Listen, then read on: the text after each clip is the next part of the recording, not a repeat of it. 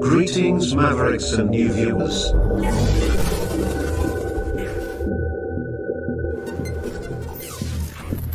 Tonight, direct and live from the Maverick News Network World Studios. This is Maverick News with Rick Walker.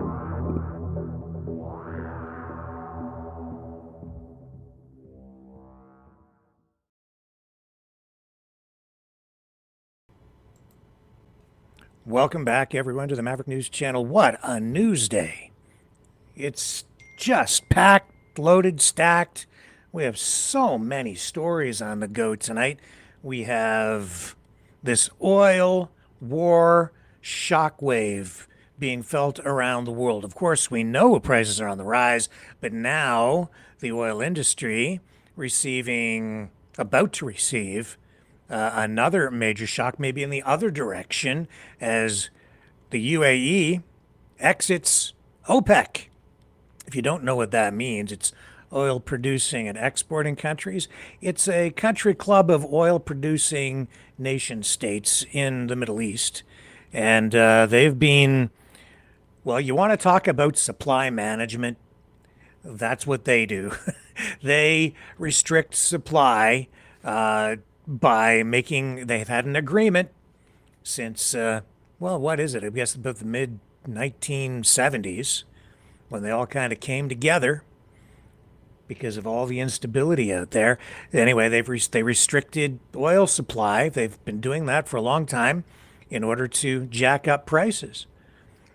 It's an oil cartel. It is actual supply management. But now the UAE is exiting because of everything going on with the war between the United States with Israel against Iran.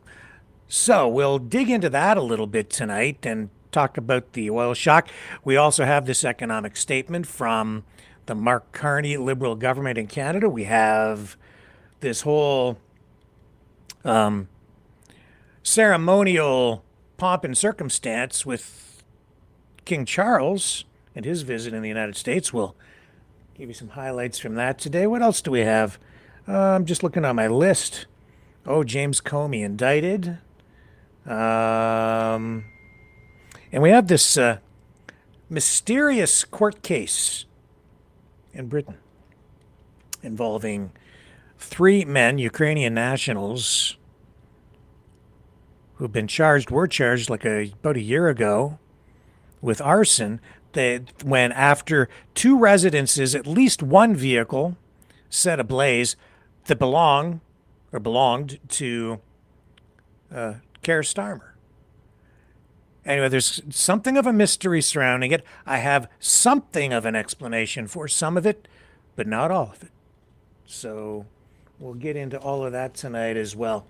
All kinds of stuff to share with you. Oh, also at the very end of the broadcast tonight, I have something special that I think you're going to like, but you have to stick around again until the very end of the broadcast to partake in the festivity. Okay? And I'm going to teach you something that you're going to like, I think, and you're going to love it, actually, and you're going to want to share it with your family, your friends, with the world. And it will be a way for you to express yourself. Anyway, all of that and more coming up right here on the other side of this.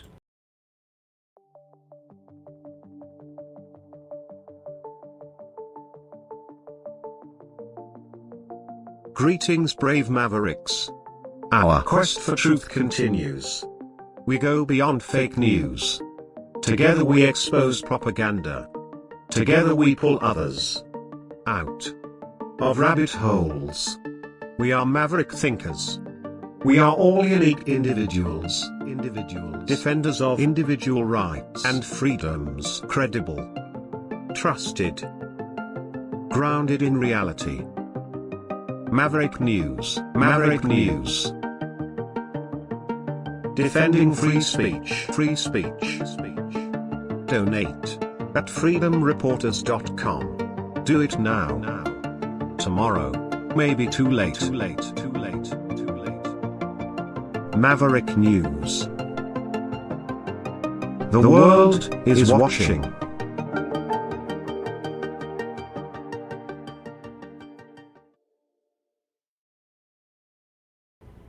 First up tonight, let's talk about this situation with the UAE and OPEC.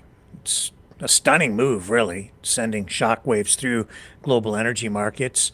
Doesn't really take effect until May 1st, though. The United Arab Emirates announcing it is leaving OPEC and its allied OPEC Plus group effective Friday, May 1st. The UAE, a founding member since, 1967, and the cartel's third largest producer, is walking away after nearly 6 decades. See, I'm reading that from some notes here, but as I recall, they really started to put the screws to the world back in the mid 1970s, kind of in the Carter era. But maybe that's just my fading or selective memory of work. In any event, the decision confirmed today by the UAE's energy ministry and state media reflects what officials call the country's long-term strategic and economic vision. So Abu Dhabi wants the freedom to pump more oil without OPEC production quotas holding it back. This basically breaks up the cartel, or at least one of the most important members, producers, is exiting. The UAE currently produces about 3.4 million barrels per day, but has invested heavily to boost capacity to as much as 5 million barrels by next year, sometime next year. The UAE's energy minister says the country will now ramp up output gradually in line with global demand to meet what it sees as sustained long-term growth in energy needs. We have a chart. Let's show you the chart. This produced by CNN. Let's see if I can get it up here for you. Did I lose it? I think I lost it. Did I lose the chart? No, come on. No, I think it's still there. There it is. Okay. It just went small screen, so we have to make it big screen. That's what we want. Here's the chart. Now you try and figure that one out. It's actually not that complicated. It says OPEC, and then there's an arrow. It's got all the OPEC countries, and then it's got an arrow pointing to the one side. For me, it's to my right, unless I turn the other way, then it would be to my left. But for you, it would be pointing to the right side of your screen, and it says UAE exiting May 1st, 2026. So that means the UAE is exiting. That's why they put the arrow there, as you can see. Why is the UAE leaving? It says here, inside OPEC, production quotas, coordinated output cuts, cartel discipline, limited output. It's got a bunch of arrows again. It's very scientific. And then if you look on the other side, it's got some other stuff on the other side. Like I said, simple answer, they want out of the production quotas, so they can just pump more oil, sell more oil, because the world supply is being strangled because of the Trump war against Iran. That's why. And so I think what they've done here is they've thrown Donald Trump a bone. Now, I don't know exactly what the long-term ramifications of this might be, but this chart here has a bunch of other arrows on it that point this way and that way from CNN. And if these ones point down, those ones point up. And over here, it says market impact, and it's got an arrow pointed all the way over to the extreme red zone, which should scare the living daylights out of you. Maybe. I don't know. All I know is it's got all the arrows and all the, and all the things on it that make it look pretty darn official. Does that help you, that chart? But anyway, this just highlights deep rifts in the Gulf. The UAE openly criticizing fellow Arab states, including Saudi Arabia, OPEC's de facto leader, for what it's calling a weak response to Iranian missile and drone strikes on Gulf targets. So this isn't just business. It's kind of a break, a political break of sorts. It underscores the UAE's independent foreign policy, its close ties to the U.S. and Israel via the Abraham Accords, and frustration with Saudi-led solidarity. So, man, okay, so what is it really going to mean? OPEC loses a key producer, a compliant producer, which makes it difficult to hold the whole thing together. And it will also, well, it's going to increase the supply. So that means it'll help with world oil prices, help restore them to levels that we saw maybe before the Gulf War or the war with Iran. It's just it'll be good news for inflation and household budgets. President Trump has been a longtime critic of OPEC, of course, and he has accused the cartel of ripping off the world. It's a supply management system. He doesn't like that. I get it. In this case, you've got all these countries colluding. It's like price fixing, is what it is. They're only going to produce so much, but now it's potentially falling apart. Totally different. I mean, the geopolitical realities out there transforming quickly. And this is just the newest chapter in this strange situation, this stalemate that really has developed in the Gulf between the United States and Iran, with this blockade that is not over. It's not over yet. And Trump saying he's rejected what we're told was some sort of an offer from Iran to end the blockade, but Trump's issued I think he posted something about it, just saying that it was unacceptable. They ain't gonna go for it. You want to do the Truth Social scroll with Mr. Trump right now? Let's go ahead and do that. We might as well get that out of the way, since we have to do it every night anyway, because he's always making a headline. He's just a one president news machine, that guy. Here's the Trump social feed. Here it is. Iran has just informed us they are in a state of collapse. They want us to open the Hormuz Strait, he says, as soon as possible, as they try to figure out their leadership situation, which I believe they will be able to do. Thank you for your attention to this matter. Do you believe that Iran is in a state of collapse? Do you believe Donald Trump? I'm not sure that I do. I really don't think that's accurate. I think that Iran has some life left in it yet. That's frustrating the president, but this is a lifeline that has just been thrown to him by the UAE, because the oil price issue is something that really could derail his presidency. So this is, and it's good news for everyone. I guess we'll have to monitor over the next, it was a few days as we get into May the 1st, and then we'll assess after that. Once it takes hold, it'll take time for the shockwave from this incident or this development to really hit the markets and give us the information we need to see what this is really going to mean in the long run. I think there might be some financial implications for the United States as well. I'm sitting back waiting to find out, really. That's the basic, that's the core of the story right now. The rest of the story is yet to be told, really, as we wait and hope for some sort of a resolution to this conflict with Iran, because we've already seen too many lives lost. All right, let's shift over now, shall we, to Canada, where today we have the government proceeding with this economic update, their spring economic update. The Minister of Finance, just a short time ago in the House, delivering this to the public. Let me bring it up here for you. We'll tap into it. We'll give you a fair bit of it.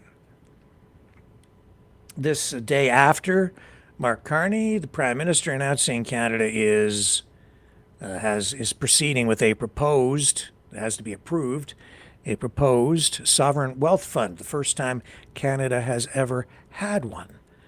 And now the spring economic statement. The Prime Minister yesterday said they would have good news today, but it's kind of a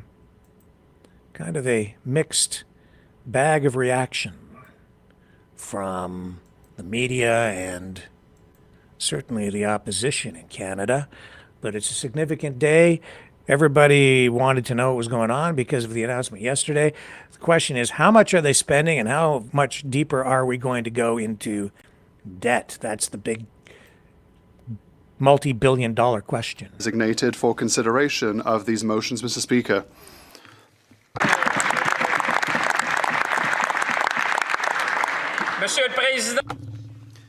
Mr. Speaker, honourable members, fellow Canadians, when I rose in this House to deliver Budget 2025, I presented an ambitious plan to navigate the current challenges and harness Canada's many strengths to position our country for success for decades to come. The changes we are witnessing are sudden and unprecedented. From geopolitical shifts to supply chain disruptions to rapid technological breakthroughs, including in artificial intelligence, the world is changing quickly and Canada must adapt to thrive. That's why the Prime Minister called on Canadians to seize the opportunity and build at a speed and scale not seen in generations. To build Canada strong, to build sustainably and responsibly, to build a Canada for all, Mr. Speaker, because we believe in Canada.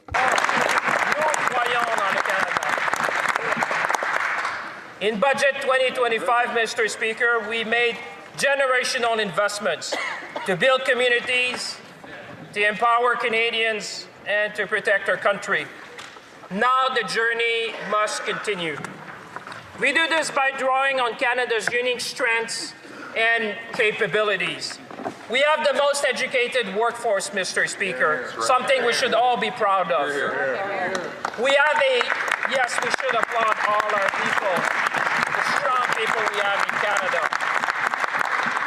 We have a very strong industrial base that builds ships, cars, and planes. We have critical minerals to power the economy of the 21st century. We are an energy superpower in renewables and conventional and nuclear energy.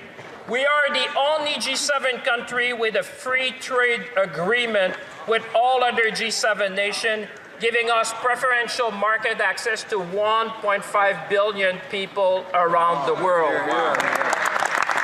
This is Canada, Mr. Speaker. This is the Canada we can be proud of, a country that is strong, a country that is ambitious, a country that is confident. Above all, as the Prime Minister said, let's lead with the strengths of our values and the value of our strengths. Canada is resilient. Canada is resourceful. Canadians are resourceful people. So together, we can chart a path forward to the fog of uncertainty, because Canada has what the world wants and increasingly needs. We have the right plan. We're building big. We're moving fast. And the good news, Mr. Speaker, we're just getting started.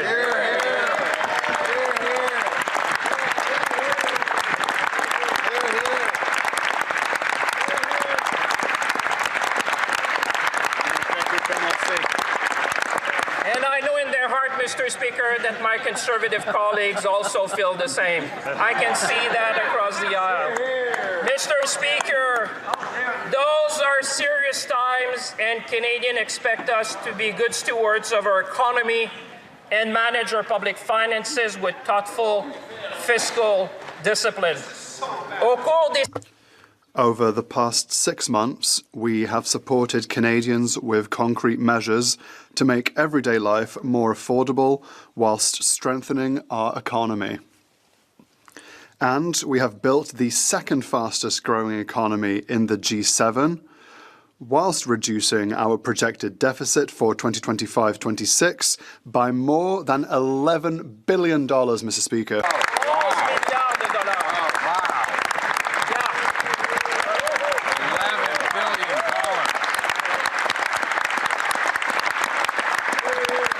Mr. Speaker, this is the essence of being strong fiscal manager, to make sure that we make the right decision, Mr. Speaker, to ensure not only benefits today, but for future generations. Mr. Speaker, our economy is resilient, driven by GDP growth, rising incomes, and obviously more jobs. Let me be clear, Mr. Speaker, this is good news for Canadians. It reflects a stronger, more productive economy. And we have made this happen through pragmatic and targeted investments, through making Canada the most competitive jurisdiction in the G7 for investment, including to the productivity super deduction, and through our trade diversification strategy, Mr. Speaker. And we have ensured that as revenues have grown, two-thirds of this increase over the past year has been directed toward affordability measures that make a real difference in the lives of Canadians. This is the true essence to be Canadian, Mr. Speaker.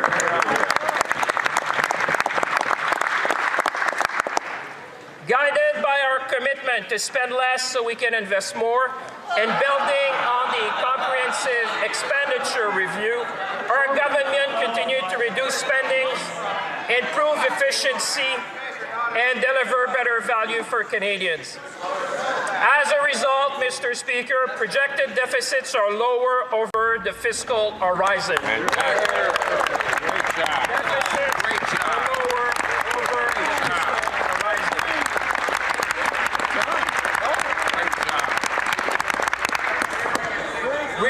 We also remain firmly on track to balance day-to-day operating spending with revenues by 2028. Listen to her. We're here because Gaza still needs your support. Headlines fade. With that. Oh, hang on. Take that down. All right. Sorry about that.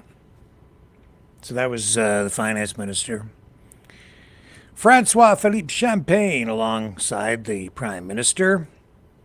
So this is a mid-year fiscal statement, and government saying, reporting that there is a stronger than expected bottom line. The projected deficit for this year has been cut by more than $11 billion. That's substantial. And it now sits, though, at $66.9 billion. That's substantial, too. That's pretty darn high. They are, though, putting that into a lot of projects, infrastructure projects. A clear nod to Keynesian economics, increasing spending in times of downward economic pressures. But Carney and Champagne there today saying that their good news today is the result of a resilient economy and higher revenues than expected. Deficits now on what they say is a clear downward track. The opposition, of course, has a different take on the whole thing. This update today outlines new investments aimed at building long-term growth. Highlights today included the launch of the Canada Strong Fund, the country's first national sovereign wealth fund, which we highlighted for you yesterday, $25 billion as an endowment to the people, which will be forthcoming over a 3-year period. And I highlighted that for you last night. I'll come back and talk a little bit more about it in due course. However, before we get into that, let's go and get a little bit of reaction from some opposition MPs.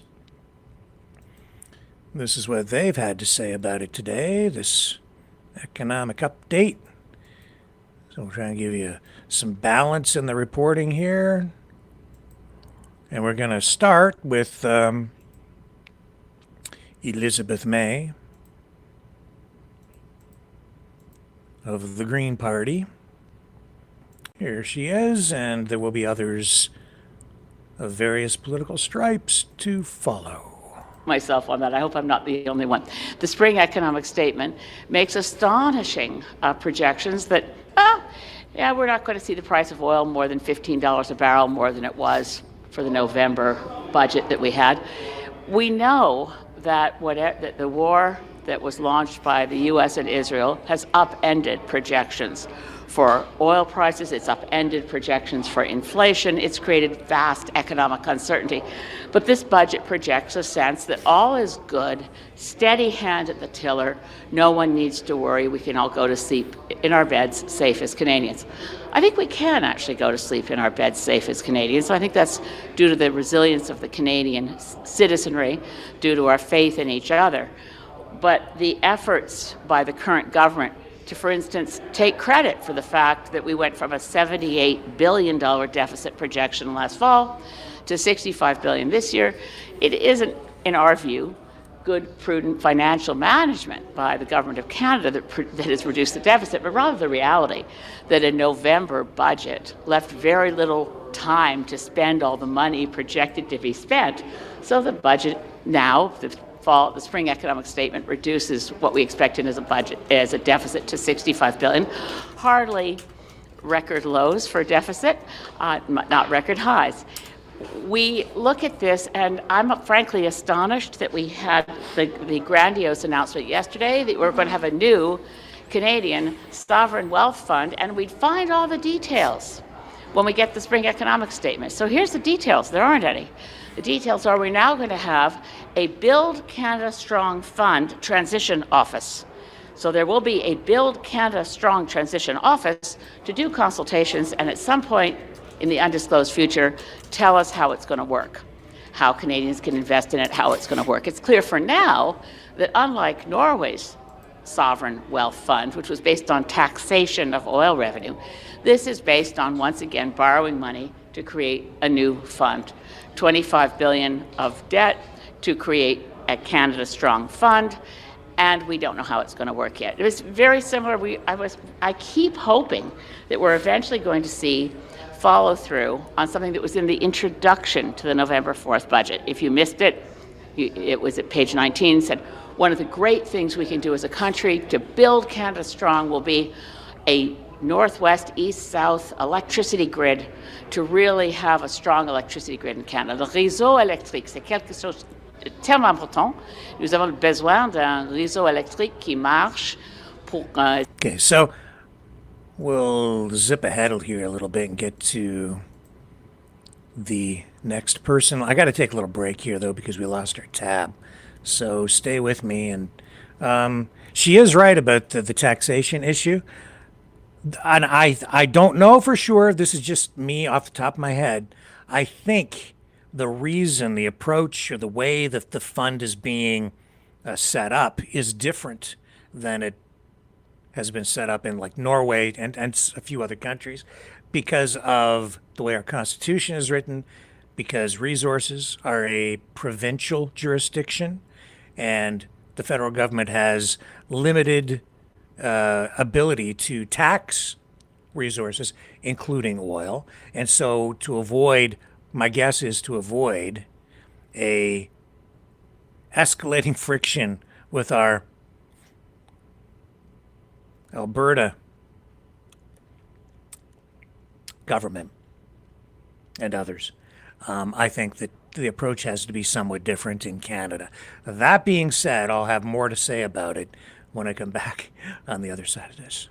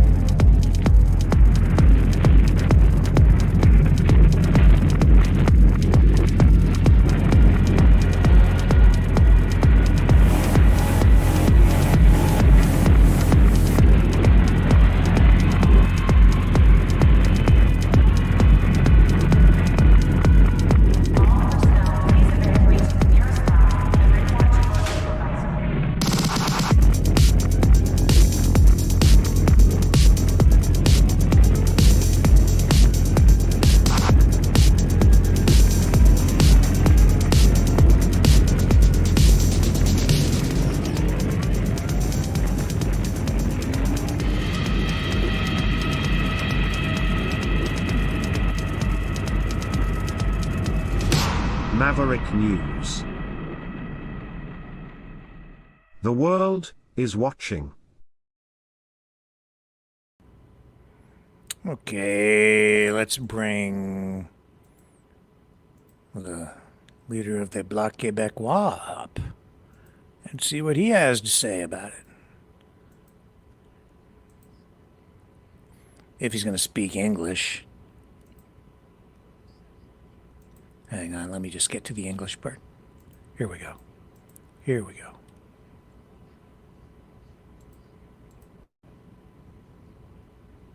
Faire de l'extraction de davantage de pétrole, lequel pétrole va être acheminé vers la côte ouest par de nouveaux équipements qui vont être payés, contrairement à ce que le gouvernement disait, par la poche des contribuables. Et il est absolument faux de prétendre qu'il y ait quelque avantage économique que ce soit à se procéder au bénéfice des Québécoises et des Québécois, parce que les projets d'infrastructure en question ne seront jamais à proprement parler rentables, d'où la nécessité pour le gouvernement de prendre l'argent des contribuables et de le couler dans ces infrastructures pétrolières.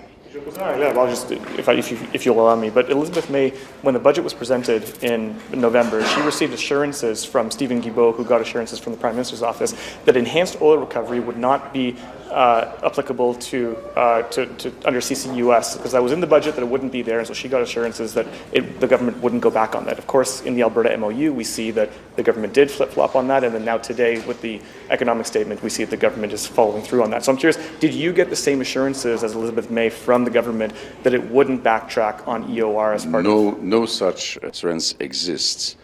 The government now allows the oil and gas companies to use those tax credits to extract and get more oil and gas out of the ground. And it's a very important issue because it's now up to $14.5 billion that could be used for that specific purpose. You know, if that business was to be good, was about to get some benefits, they wouldn't need government's money, but they get the money from all of us, and they keep pretending that it's good for us, which it is not. That's a huge problem because what will be extracted from the ground will be, in time, conveyed through new pipelines, which will be paid by public money through this fund, because by themselves, those infrastructures and pipelines would never be rentable. I don't know what to. No benefits to be taken out of this. So government comes to the rescue, pretending to do something which is good to make Canada stronger, but it will just dig deeper and deeper a deficit which is already becoming very dangerous. Par rapport à la mise à jour économique, le ministre Champagne nous disait tout à l'heure que s'il n'y a pas grand-chose dedans, c'est parce qu'ils ont voulu être des gestionnaires prudents, disciplinés. Est-ce que vous pensez qu'ils le sont? We can kind of hold it there and pop over here to continue. If I can get them up, I'm trying. Click on this and that and that and this, and if I click enough things in the right order, it's presto changeo super magico, and there you go. Next. C'est l'approche de Carney. One thing in the economic statement was the Canadian Olympic Committee got what it was asking for a long time, $660 million plus $110 million ongoing. Sorry, the Canadian Olympic Committee and national sport organizations. That money there. I don't know if sport policy is something you've been asked about or talked about lately. So I thought it was a good opportunity to hear your thoughts on sport policy. It is another thing in this update that we really like. We like to see new money spent in community and programs, especially the grassroots programs. Absolutely, elite athletes need more funding in Canada, and but what's more exciting is the neighborhood level programs, and I think there's money for that too, and that is something that we support. Are you at all considering running in Beaches East York when there's a by-election there? Well, Mark, I didn't see anything in the spring economic update about that precise question, but it's possible there was an annex that I missed. No, I've already ruled out running in that by-election in Beaches East York. Yes, yeah. Okay. As I've said, there's plenty of work to do for me across the country, rebuilding the party, and I'm going to prioritize that for now. We're going to go to Are you concerned about the reduction to CPP contributions that's in this budget? Yeah, my understanding is that we're not sure. We're looking into those numbers. It must not be a reduction in benefits, and our early indications are that it shouldn't be. That doesn't imply automatically a reduction in benefits. If the fund is doing well enough that the contributions can be lowered, that's one thing. If they're lowering the contributions in order to lower the benefits, we believe that there should be appropriate pensions for all Canadians. The CPP is not enough to live on, like employment insurance is not enough to live on. First, I would like to congratulate the Honourable Minister for his speech. I would thank him for simplifying the disability tax credit. As a father, I appreciate that, and I'm ready to work with him to make the system simpler so that it can help more people.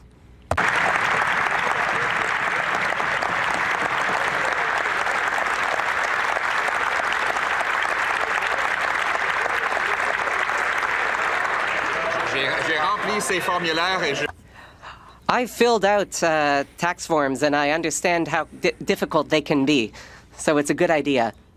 However, today, Mr. Speaker, we learn that this Liberal Prime Minister has just doubled the deficit left behind by Justin Trudeau, from $31 billion to $65 billion. No one even thought it would be possible to spend more money than Justin Trudeau, but this Prime Minister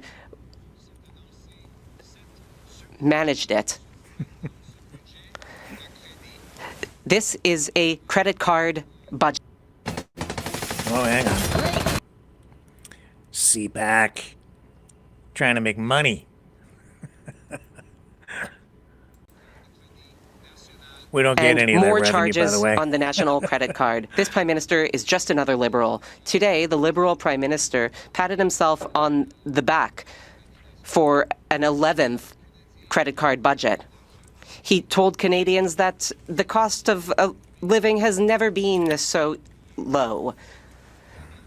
But let's turn away from these liberal illusions and look at the reality being faced by everyday Canadians. Our country has the worst food inflation in the G7. In Quebec, the situation is particularly serious for seniors. According to the Journal de Montréal, Mr. Speaker, 1/3 of Quebec seniors earn less than $25,000 a year. Some have to choose between rent, groceries, and prescription medication.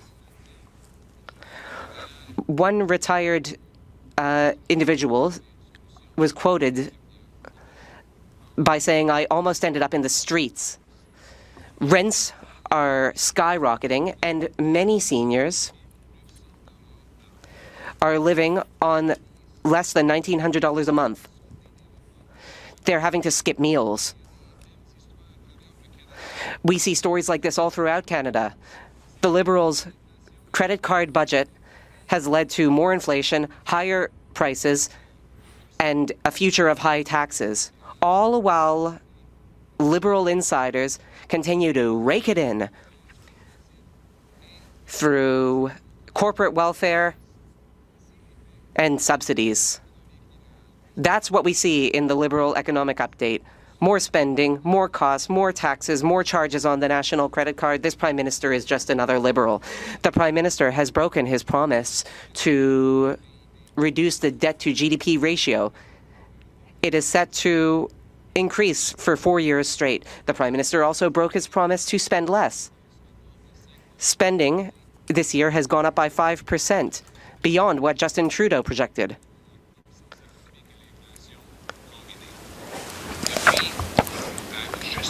Just today, the Prime Minister announced $37 billion of new spending.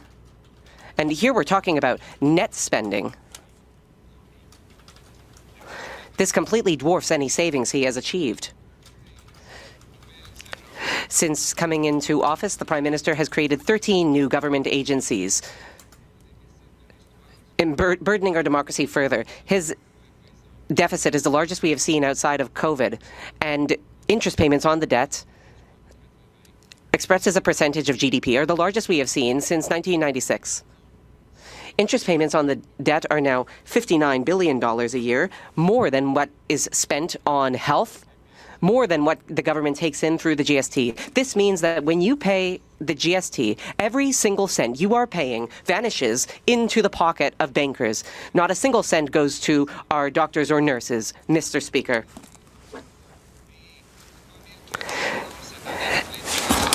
Every Canadian this year will pay $3,400 just to service the debt, with getting nothing in return on services.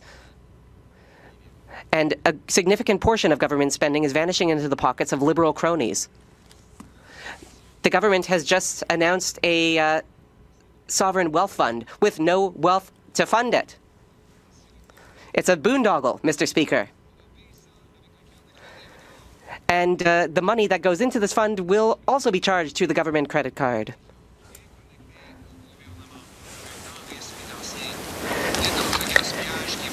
Liberal insiders will make a killing on this. There are other measures to favor the global elites. $3 billion for climate spending. This is the same excuse that the Prime Minister used to enrich Brookfield. Let us think about his Net Zero Alliance, which is currently going bankrupt. He is spending on electric vehicles built abroad at the expense of Canadian jobs. $11 billion for a great big conference of global elites who will get together and talk about how best they can squander away taxpayer money. And the update is also predicting increased inflation and decreased growth, all while the government is doing all it can to increase the cost of living and reduce wages, all while liberal insiders rake it in. Over the past year, quality of life has been on the decline, costs have been going up. I would invite these liberals to open their eyes and wake up to reality. They should propose a plan to reverse course. Conservatives have proposed a plan with 4 pillars. First, abundant, affordable energy with no tax on gasoline and no carbon taxes. 2,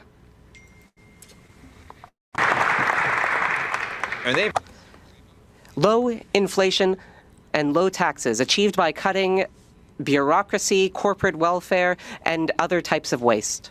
3, free trade competition. And 4, national autonomy. We need to unblock our natural resources so we can drive our economy using what we have here at home. This is how we can make things more affordable. This is how we can make Canada stronger. And this is how we can make Canada greater. Okay. So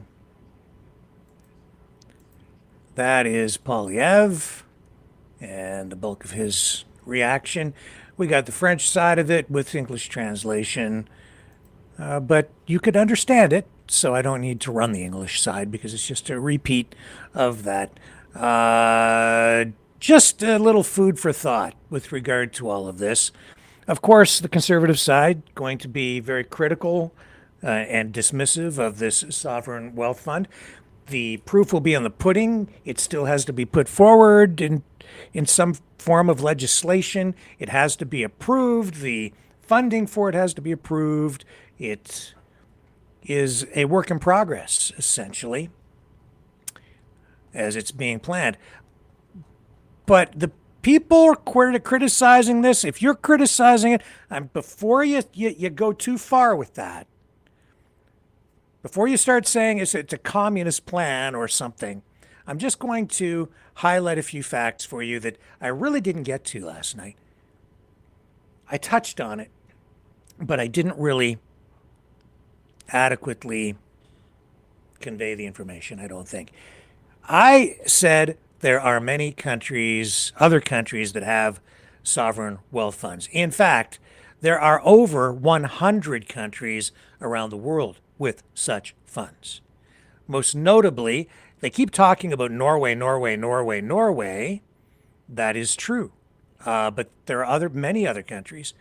China, the UAE, as an example, Singapore, Saudi Arabia, Kuwait, Indonesia, Qatar, Hong Kong, Australia, South Korea, Russia. Many, many countries have these. set up in various ways. Alberta has one at a provincial level, but theirs is structured in such a way that the government has actually touched it at times, as I understand. And here's the thing that you probably, this is going to trip you up.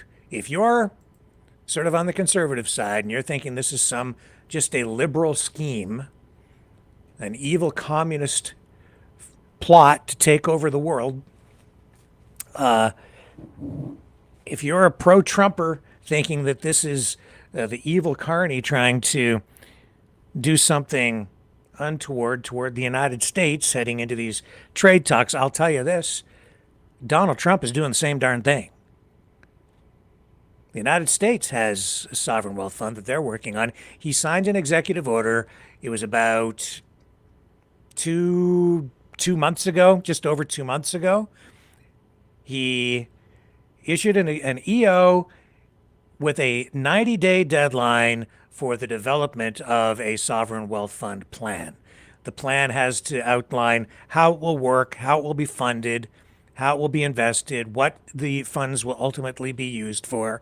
And I know that it's also going to be used for infrastructure projects, as well as, in his case, he's thinking that it might be used for tax reduction.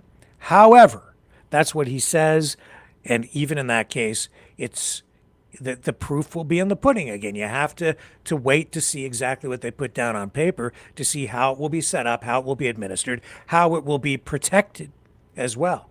But these funds can have immense benefits for the citizens of a country as long as they don't get corrupted.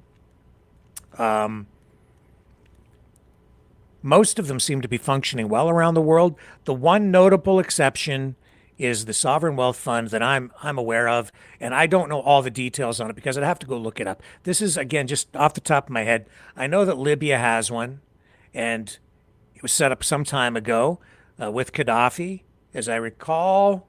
I could be wrong on the timing, but it was certainly around during the Gaddafi regime.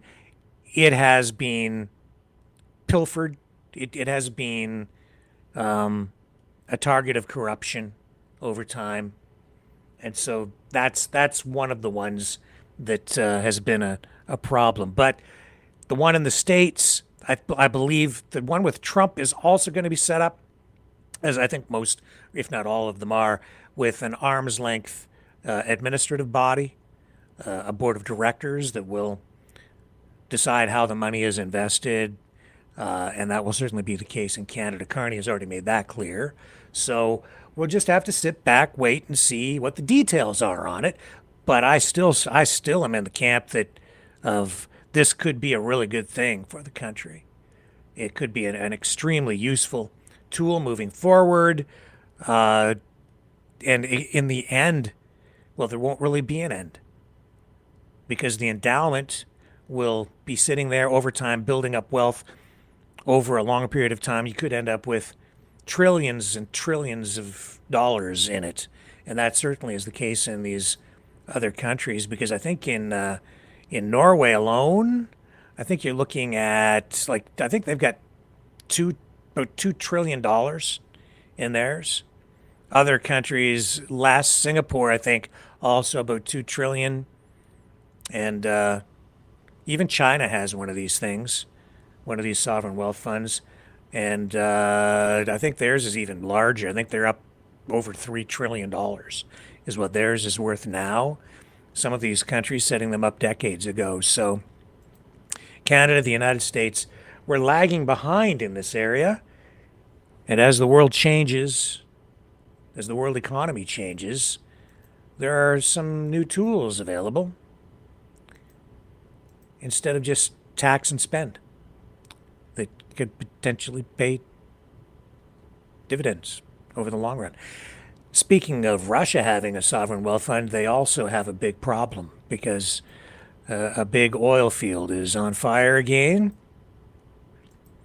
We have a little bit of video we can share with you tonight to show you. Here it is.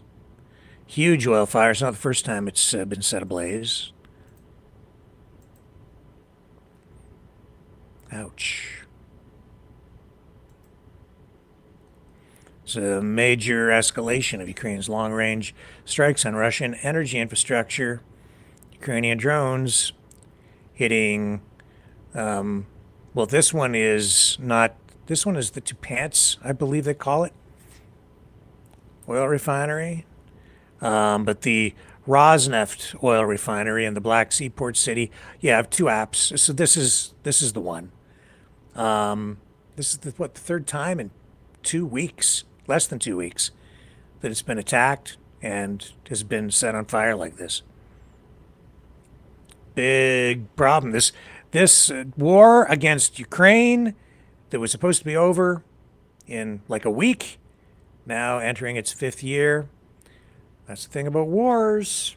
They rarely end the way the instigators plan in the beginning. That certainly is the case still in the Middle East, with Iran as well. And as I said earlier, it's turned into a standoff. It really has. A stalemate. War of words, both sides claiming victory. Donald Trump rattling his saber. A lot of bombast. And I'll tell you this. People, his over-the-top rhetoric, his mucho macho gusto, it's wearing thin on people to the point where people are not taking him that seriously anymore. And the Iranians, I would say, I think kind of have him figured out. He escalates. He uses this extreme hyperbolic language, and they know he's bluffing. Then he turns around and tacos out.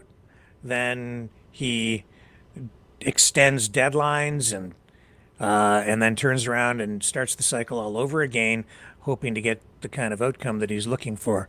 It's once they figure out what your game plan is and how you're trying to play 72D chess, once they got you figured out, it's just not as effective anymore. And I think that the 5D chess that he was trying to play in the Middle East is the same type of chess that he was playing in Venezuela.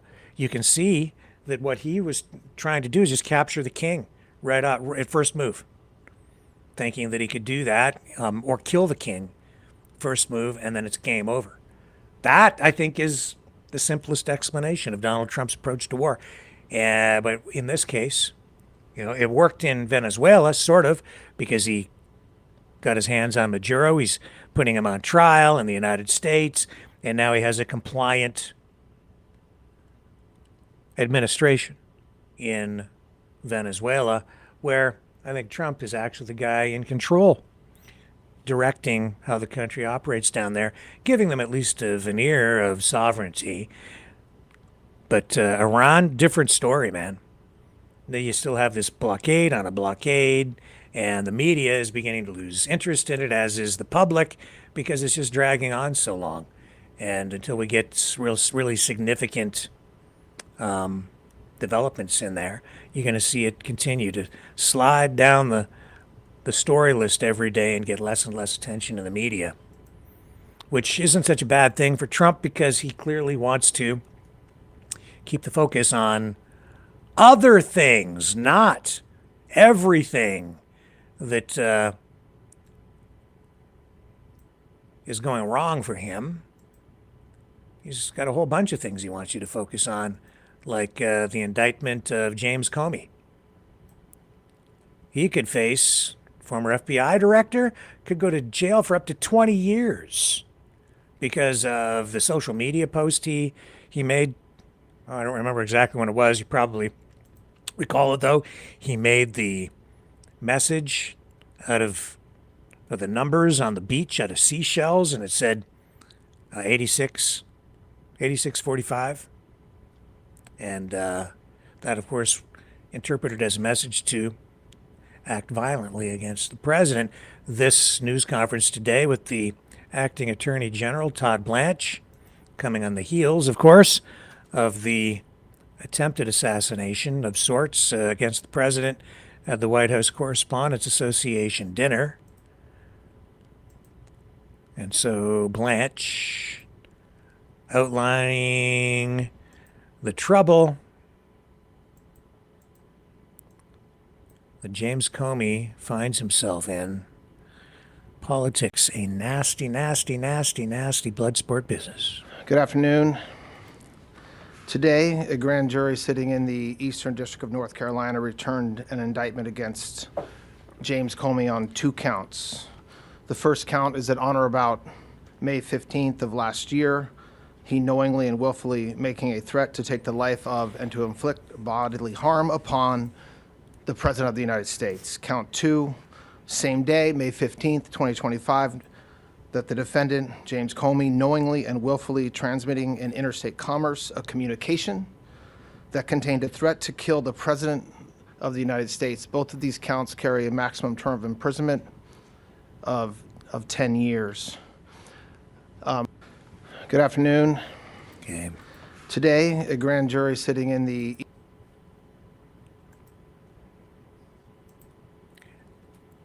I don't know. It seems like a lot of these guys get charged with things and then they just end up like not going to jail. But this feels serious. Trump's got it in for him. No question about that. We'll see how real it is, though, when it gets that far. Dan Bongino, of course, live streamer, podcaster with a background in policing, and became the assistant director of the FBI alongside Kash Patel, and then resigned shortly after taking the position. I interviewed with Sean Hannity, saying that he is actually terrified about the possibility of the FBI becoming weaponized against him if the Democrats manage to assume power again. He's focused on the future. Here, I'll bring up the clip. He says he'll never be able to live the same after taking that position and having that title attached to his name. But listen, I will never be the same, and I'm being as serious as a stroke right now. Look, I'm scared, man. Like I know what I did, and I'm proud of my work, and I'm proud of what me and Cash accomplished in the past year. Beyond proud. I know what we did. I know what's coming. I know what I started. I know what I laid out, and I know it's all, you saw a lot of these cases coming out over the past few days even. But don't think for a second that I don't think every day, and this is what's really sad, and this is why I know, and I never thought this after reading that enough Friday night, that they're going to come for me. And listen, man, it's not a sob story. I knew what I was getting into. But it happened to the president, and he went through just the worst just destruction of his civil liberties I've ever seen. But I say to my wife all the time, I know, Sean, I can look you in the face as a friend, tell you and your millions of viewers and listeners, I promise you everything I did with a dotted I and a crossed T. I brought in my own attorney from the outside, person I trusted, a wonderful, wonderful person. I said, no, everything is going to be by the book. Everything. I'm confident in that. And you know what? It don't matter. They'll rewrite the book, just like they did for President Trump. And I said to my wife, I said, I got a 14-year-old. The presidency could change. I hope it doesn't in a little over 2 years. You don't think on election night, if we lose, like it's not going through my head, like they're going to send some thugs to my house? I was never the same after that, because after reading what I read about how many people did this to President Trump, this Russia hoax, collusion, crossfire hurricane bullshit, and not a single person stopped them, I'm terrified that they're just not going to do the right thing when they're in charge. From the mouth of a politician, podcaster, I don't trust him either. I don't trust any of them. Don't really trust Comey either. I don't trust him either. But he says he's innocent. He's going to fight tooth and nail. But I don't believe him when he says he didn't really know what he was doing when he created the message with the seashells. FBI Director James Comey for a second time. Mr. Comey first faced federal indictment last September when he was accused of lying to Congress over leaks to the press, but a judge dismissed that case later that year. Let's get right to NBC News senior justice reporter Ryan Riley and NBC News legal analyst Danny Ceballos. Ryan, let's start with you out of Washington, D.C. What more have we learned about this indictment? Yeah, so you may remember last year there was this brief controversy when James Comey posted a photo of seashells on a beach. It was in North Carolina, he was at the time, where he's got this beach house, and it had this phrase on it, 8647. If for any of you who have worked in restaurants before, you may be pretty familiar with the phrase 86. When something runs off the menu and we're 86ing that from the menu, it could mean essentially get rid of. And the message implicit in that was sort of get rid of Donald Trump. And very quickly, he ended up taking it down after a lot of Trump allies pushed back on it, suggesting that this was some sort of threatening message, and claimed that he didn't know it had any implications towards violence. The Secret Service got involved, and the many Trump administration officials made some particular claims about what Comey was trying there, including one who said he should be jailed. But then that case sort of petered out, because this is a really tough case to ever successfully prosecute in federal court, just because there's not a lot of evidence that that is what he intended to do. But this Trump administration now has succeeded in convincing a federal grand jury seated in the Eastern District of North Carolina to return an indictment. And typically you do see grand juries are eager to return indictments. It's not, the phrase is it's you can indict a ham sandwich, and so that's where we stand at this moment with the Trump administration securing this indictment against the former FBI director. Ryan, thank you. And Danny, this is kind of moving pretty... Well, that's NBC. We'll keep an eye on this, an ear on the ground, and we will see where it goes. This is the second time he's been down this lawfare road as the target. But what of the king? The king. Oh, the king. Well, we'll get to the king in a moment. Maybe I should talk first, though, about this other story out of Britain. This is mysterious. Alerted to this, actually, by my friend from afar. So I started to look into it today, and I'll tell you all about this mysterious set of circumstances surrounding a trial that began today for 3 guys accused of arson in connection to arsons involving property of Keir Starmer. Don't go away. Someone very profoundly once said many years ago that if fascism ever comes to America, it'll come in the name of liberalism.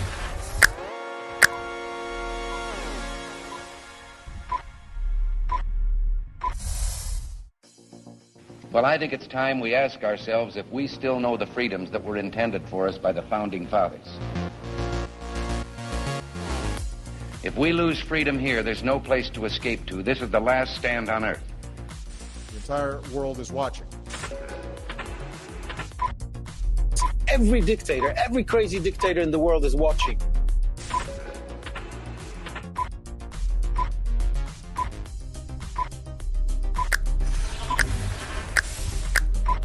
The world is watching. On TV, the entire world is watching. On social media. But the entire world is watching, and yes, they are seeing what we have apparently bravely been willing to say that others are thinking. Stand for freedom. Literally stand for freedom. Let's get this done. The entire world is watching. We're at war with the most dangerous enemy that has ever faced mankind in his long climb from the swamp to the stars. Maverick News. Maverick News. Maverick News. Let me have more control of my own destiny. The world is watching.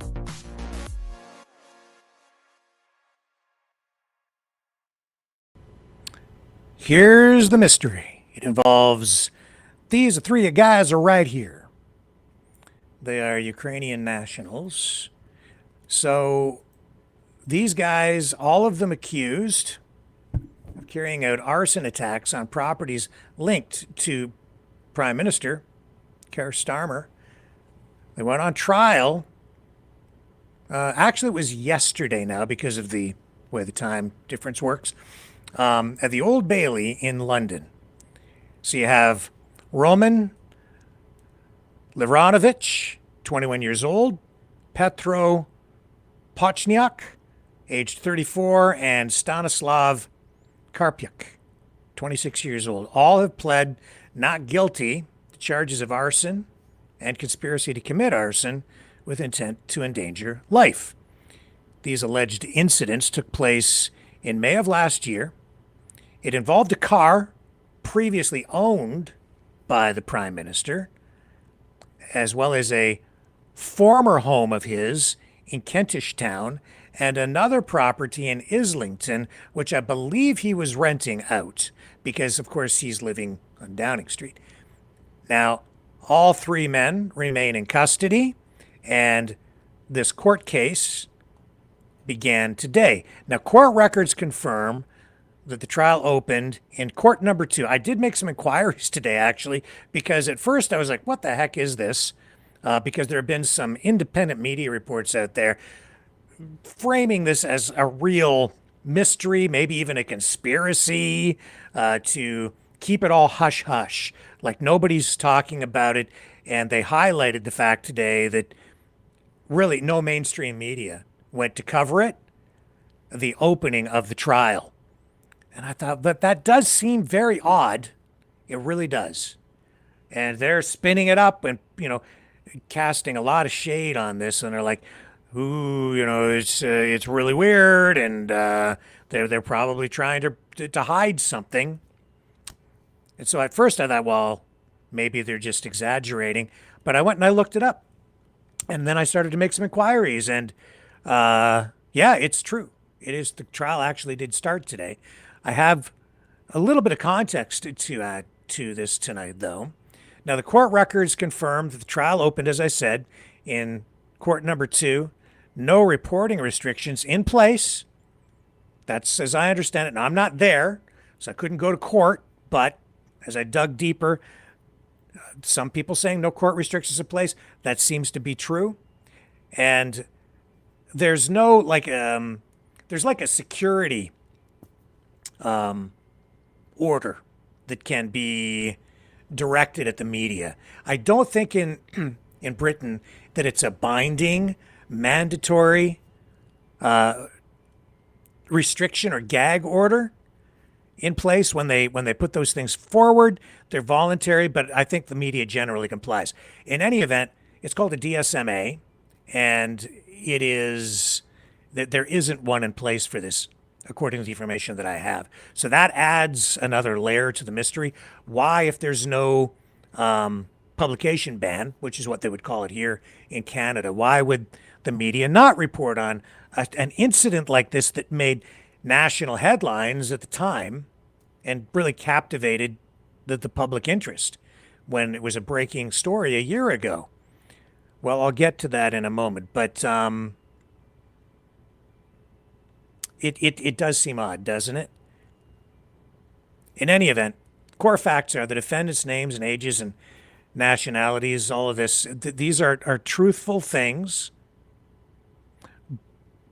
But as I did dig into it today, what I was able to sort of figure out is I started to ask questions. What was going on in court today and yesterday in the first 2 days of their trial? And what's been going on for the past 2 days is procedural housekeeping, vetting jurors, administrative housekeeping, getting ready really for the trial. So it's opened, but it's really just like jury selection, and there's been no evidence presented as such. Now, here in Canada, I've covered a lot of court over the years. I used to cover quite a bit of court in Canada. I can tell you that as a reporter, I would go to court when there were newsworthy or noteworthy milestone events taking place. If an accused was making an appearance after spending some time in jail awaiting trial, and they were coming in to talk about bail or something to that effect, I would go down and keep people updated on a court case like that. But if it was just something procedural, I might make mention of it in a newscast, but I wouldn't go down there necessarily and sit there all day and report on it. Now, I can't say for sure why the mainstream media hasn't taken much note of this at this point. I can't say for sure why even independent media hasn't given this more coverage today. And some of the guys complaining about it or highlighting this as a mystery, I don't see them actually down there either in front of the courthouse. So all I can say is if I were there, I might pop in, but probably not if all they're doing is just getting everything set up for the beginning of testimony and the presentation of evidence and arguments. So, and questioning. It hasn't really started yet. The trial's opened, but the fireworks hasn't started yet. So we'll figure out how much. We'll get a better sense of what the mystery is really all about, I think, in the days ahead when they actually start to present evidence, if the media goes down at that point and starts to give it at least some attention. That's not to say that there isn't something odd about it. Again, like if I started digging in again, and as I went through things, and I was looking for material, all these links to stories about this taken down off the internet. Almost everything that I found as past links to the story taken down. So that can drive you crazy looking at that stuff. But this is a story that may involve national security issues. It does involve potentially the Prime Minister. I don't know why there aren't publication bans in place. It is odd, though. Now, that being said, it is not unusual heading into a trial. I shouldn't say it's not unusual. Again, I don't cover courts in Britain, just here in Canada. Our legal system very much the same, but not the same.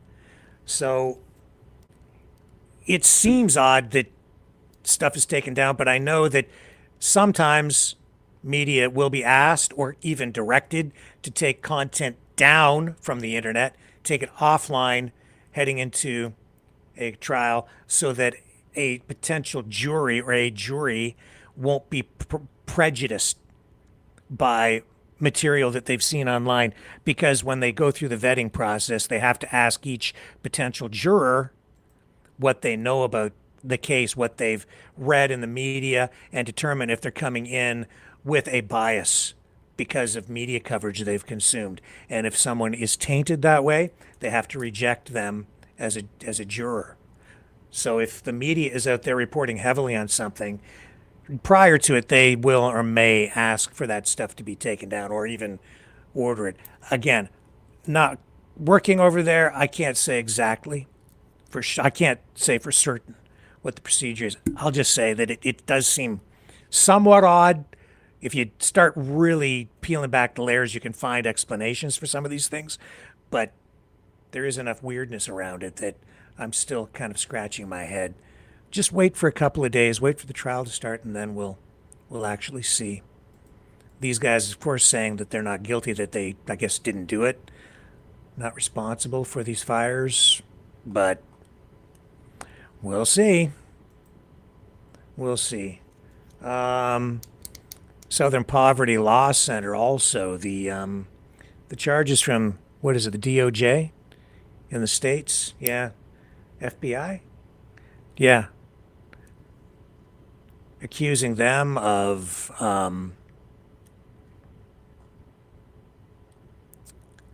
money laundering, and they're accused of taking donations and then funding the very groups that they say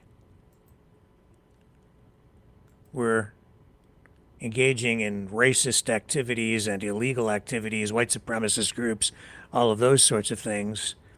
That's what they're accused of. The Southern Poverty Law Center, though, issuing a comeback. They're calling on. They have a lawyer who is now calling on the FBI, I believe, to withdraw or correct a false and unfairly prejudicial public statement. I'm going to go back here to Todd Blanche, acting FBI director. We have this clip of him, if I can get it up. Or maybe it's just a still. Yeah, it's just a still of him again. Accused of, here, I'll show you the post that is, I guess, supportive of law enforcement's actions here. They say, seems the SPLC broke many banking rules and the paper trail will be easy to follow. They created fake companies with 0 employees, etc. They're accused of. Says they paid money to the hate groups they pretended to be targeting in order to create hate. Of course, the SPLC, they investigate and report on organizations, groups that they deem to be potentially violent, racist, and doing illegal things. So what the real thought is here, the accusation coming back from the other side, is that the Trump administration is targeting the Southern Poverty Law Center because we know Trump doesn't like them. And you can take from that what you want. But here's the letter from, I believe, the lawyer representing the Southern Poverty Law Center. This is a heavy-duty, serious legal battle. Saying here, this is from Kevin P. Davidson. No, it's going to Kevin P. Davidson, I guess. Yeah, dear Mr. Davidson, I write to demand that the United States correct a false and unfairly prejudicial public statement made by Acting Attorney General Todd Blanche last evening. During an appearance on the Ingram Angle on Fox News, AG Blanche made a number of statements about the department's indictment of the Southern Poverty Law Center. You signed that indictment as the acting U.S. Attorney General for the Middle District of Alabama. AG Blanche's statements last night followed a press conference he conducted earlier in the day at the Justice Department headquarters with FBI Director Kash Patel. During that press conference, AG Blanche specifically referred his communications with you without waiving our ability to challenge any or all of the statements made by AG Blanche and Director Patel during the press conference. We were right here to demand that the Department of Justice correct a specific false statement AG Blanche made during his interview with Ms. Ingram. The following exchange occurred during their discussion. Ms. Ingram says, now they, SPLC, say they no longer using these informants in this way, and that it was necessary because they had all sorts of threats against the organization, firebombing threats and other acts of purported violence, and that's why they had to use these informants. And to that, you say? So yeah, the Southern Poverty Law Center saying, yeah, they were paying people inside these organizations to be informants.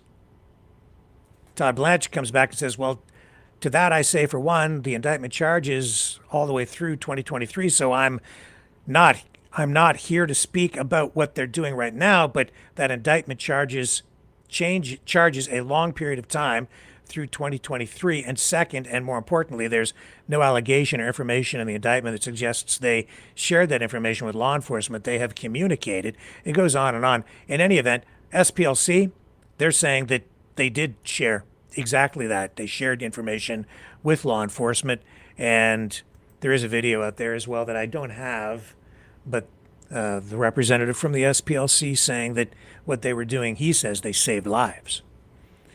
So it's going to be a knockdown, drag 'em out fighting court there too. The lawfare is getting thick and hot and heavy.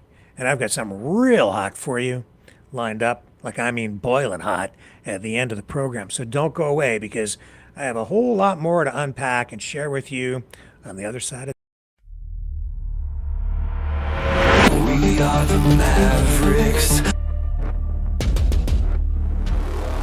Welcome to the Matrix, baby. Hope you like the view.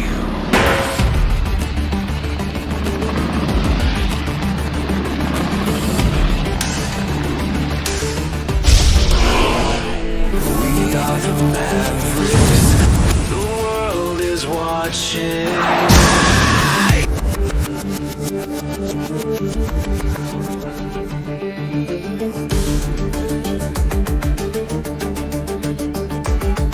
We are the Mavericks.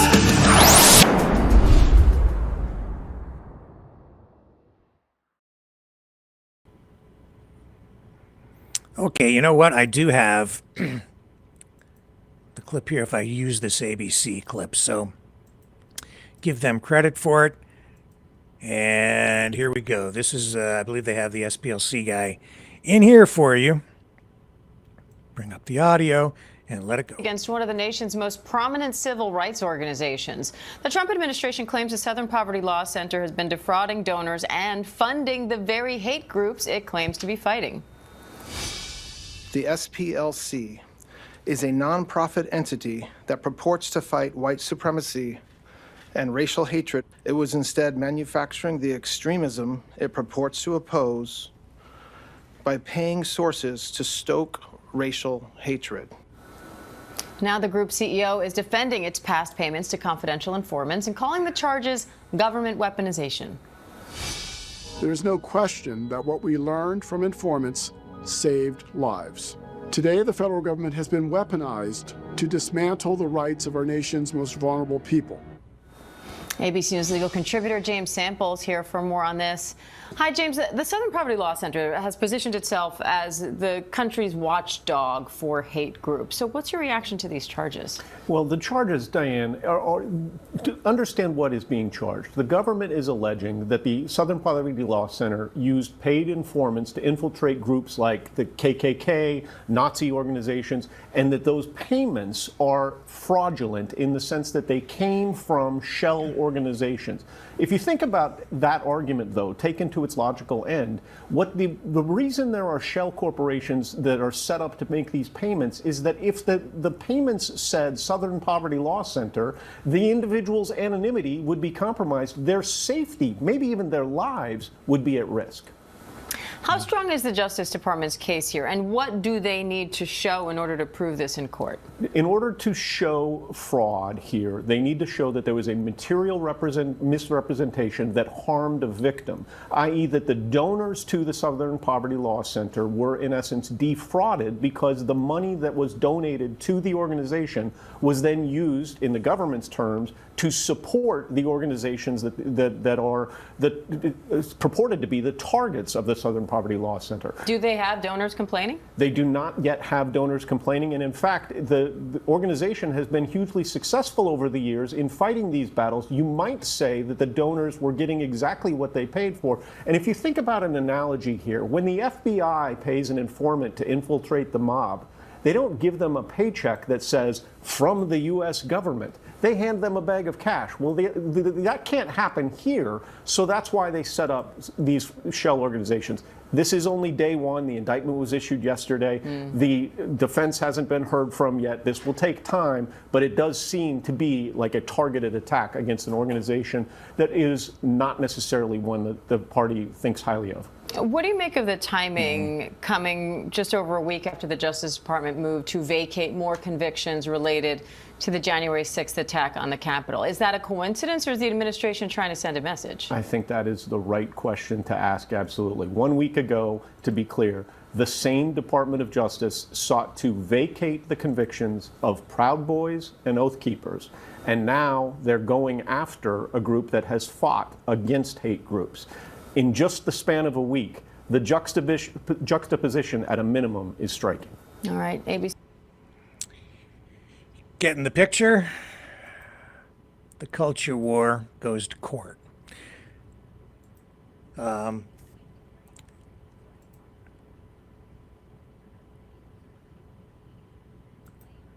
And more on that Ukrainian strike on the Russian oil refinery. Let's go to this and share a little more video of that because it's pretty big. Hang on here a moment. Gotta get you the tab. There we go. ABC again. And up we go. We're gonna go to the king in a moment. An oil refinery in Russia overnight. Video circulating on social media shows flames and plumes of smoke rising out of the refinery in Russia's Krasnodar region. The refinery has been shut down since April 16th because of a previous drone attack. Ukrainian officials say the attack was part of reducing the military economic potential of the Russian aggressor. Now, Russian officials say evacuations are underway for nearby residents. Opening statements are set to be. Okay. And of course we have the king. He still in the United States, still doing all his diplomatic things. And today he I don't think he even used Donald Trump's name once in his speech today. He gave an address to the joint meeting of Congress during this state visit. And he made a bunch of comments that I'll run some of this, but he, in a roundabout way, I think he was taking jabs at Donald Trump, who had said some things that were, I think, a little bit embarrassing to the king at times through the day. Some tension there, but warmly welcome to Congress, I have to say, overall, especially in the United States, which so many people still hold this animosity so close to their hearts toward the king and the 1776 revolution.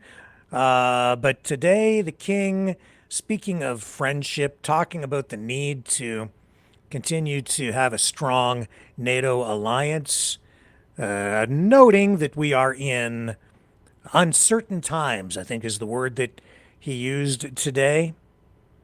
He also highlighted the need for the division of powers and tempering executive power.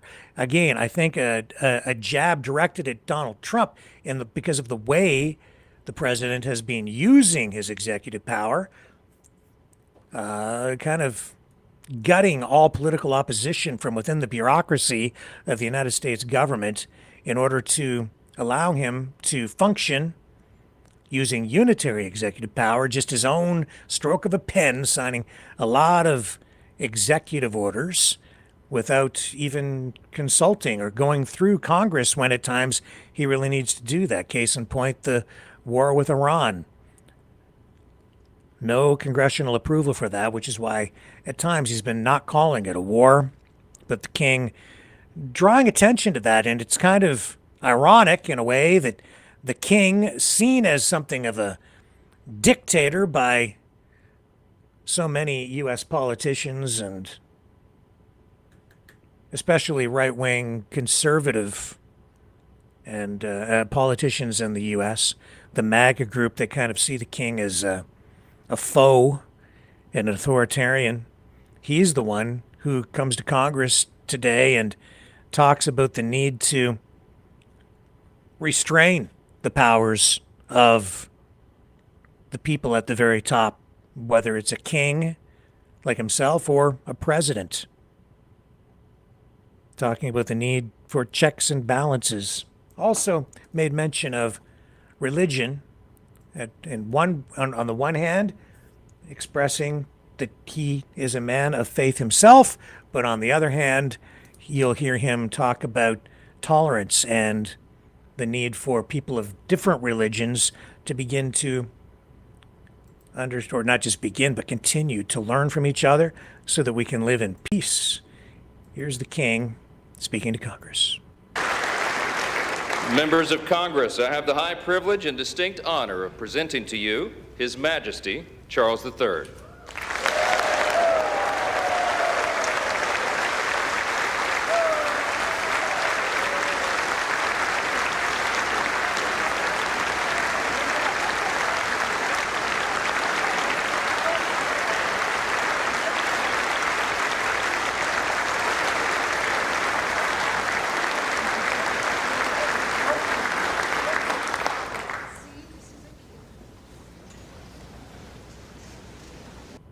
Dentures. Oh, hang on.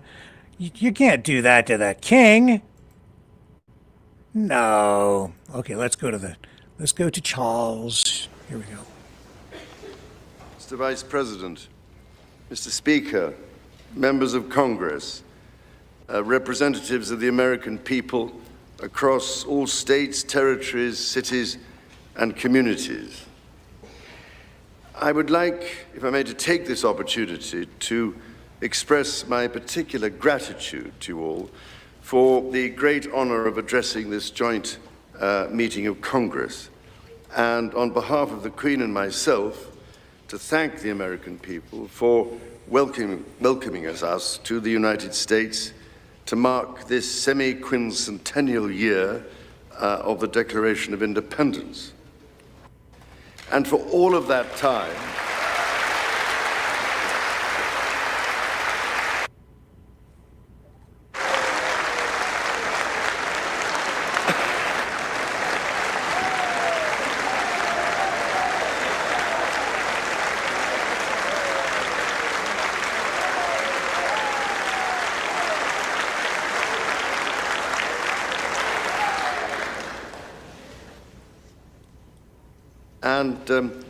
for all of that time, our destinies as nations have been interlinked. As Oscar Wilde said, we have really everything in common with America nowadays, except, of course, language. So, ladies and gentlemen, we meet in times of great uncertainty, in times of conflict from Europe to the Middle East, which pose immense challenges for the international community and whose impact is felt in communities the length and breadth of our own countries. We meet too in the aftermath of the incident not far from this great building that sought to harm the leadership of your nation and to foment wider fear and discord. Let me say with unshakable resolve, such acts of violence will never succeed.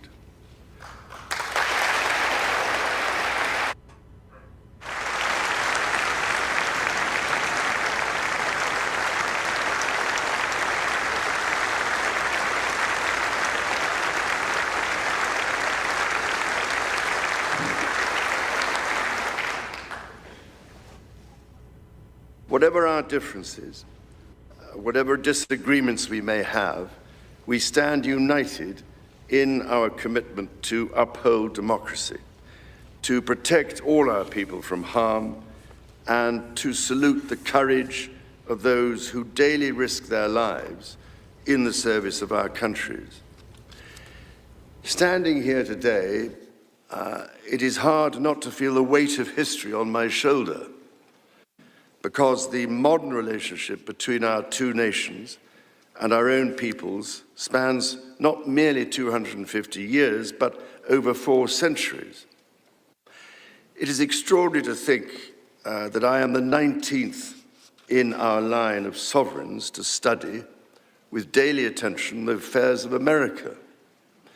So I come here today with the highest respect for the United States Congress, this citadel of democracy created to represent the voice of all American people to advance sacred rights and freedoms.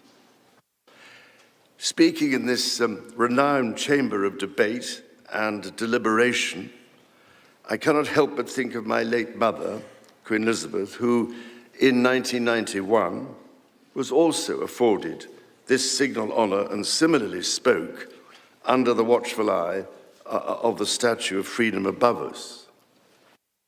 Today, I am here on this great occasion in the life of our nations to express the highest regard and friendship of the British people to the people of the United States.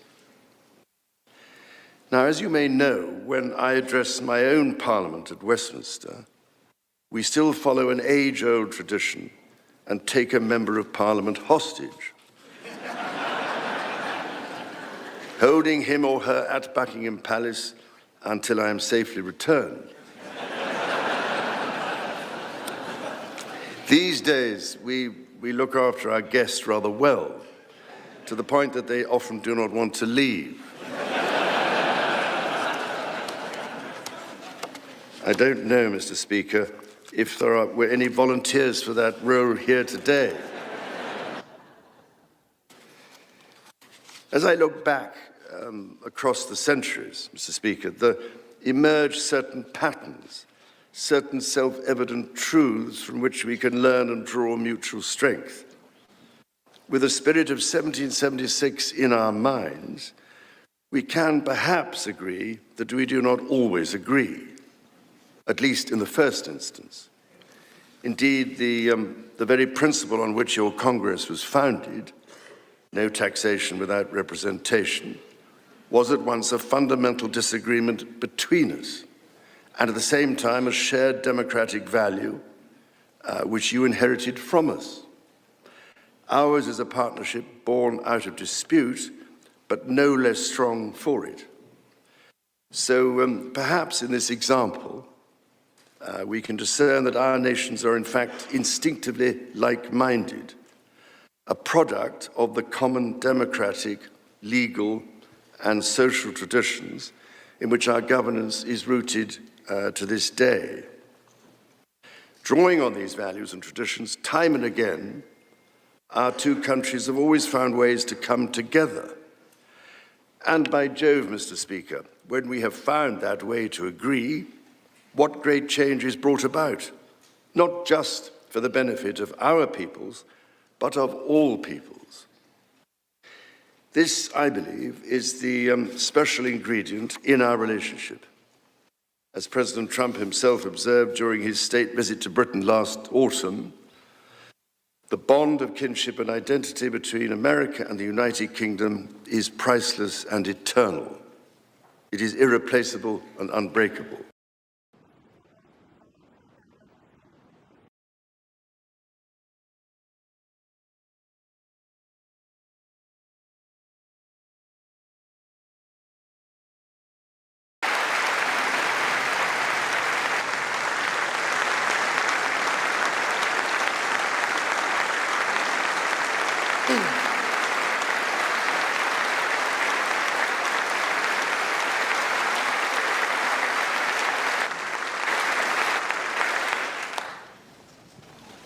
Mr. Speaker, this is by no means my first visit to Washington, D.C., the capital of this great republic.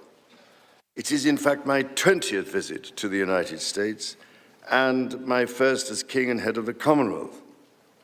This is a city which symbolizes a period in our shared history, or what Charles Dickens might have called a tale of two Georges.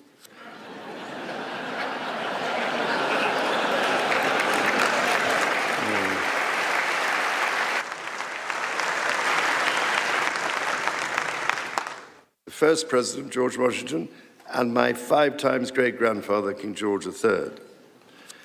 King George, as you know, never set foot in America, and please rest assured, ladies and gentlemen, I am not here as part of some cunning rearguard action.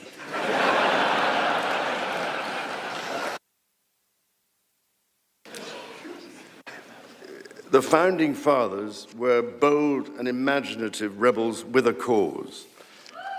250 years ago, or as we say in the United Kingdom, just the other day,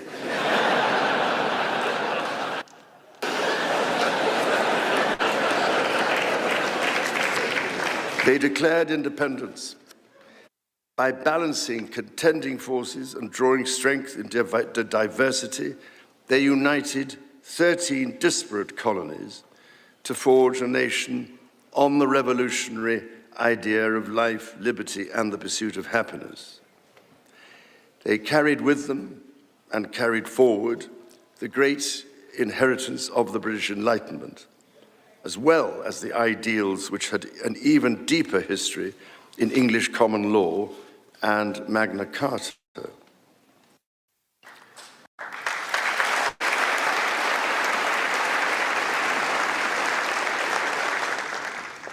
These roots run deep, and they are still vital.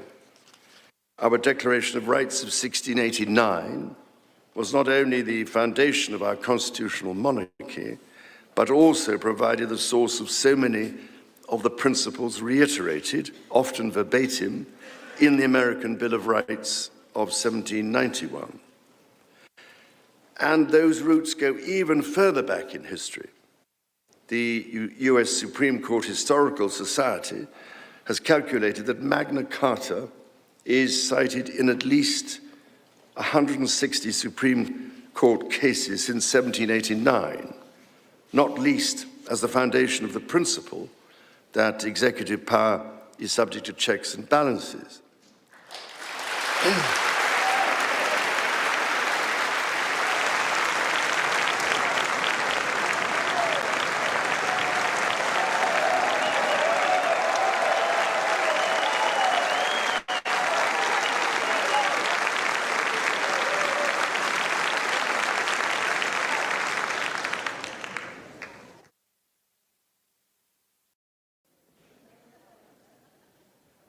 This is the reason why there stands a stone by the River Thames at Runnymede, where Magna Carta was signed in the year 1215.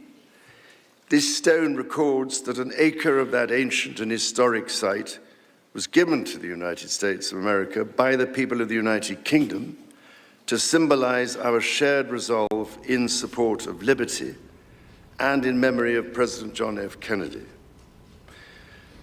Distinguished members of the 119th Congress, it is here in these very halls that this spirit of liberty and the promise of America's founders is present in every session and every vote cast, not by the will of one, but by the deliberation of many, representing the living mosaic of the United States. In both of our countries, it is the very fact of our vibrant, diverse, and free societies that gives us our collective strength, including to support victims of some of the ills that so tragically exist in both our societies today. And, Mr. Speaker, for many here, and for myself, the Christian faith is a firm anchor and daily inspiration that guides us, not only personally,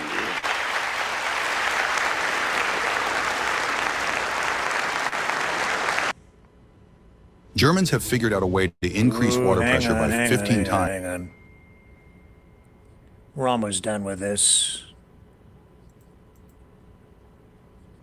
Let's go back. Going back to the king. Just to wrap up.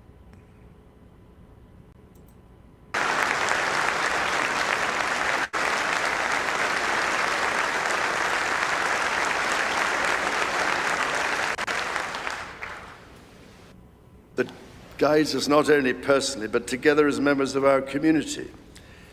Having devoted a large part of my life to interfaith relationships and greater understanding, it is that faith in the triumph of light over darkness which I have found confirmed countless times. Through it, I am inspired by the profound respect that develops as people of different faiths grow in their understanding of each other.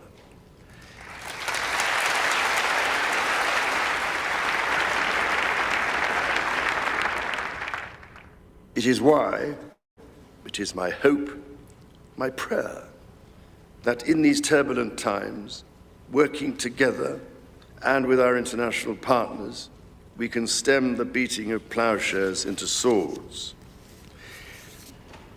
I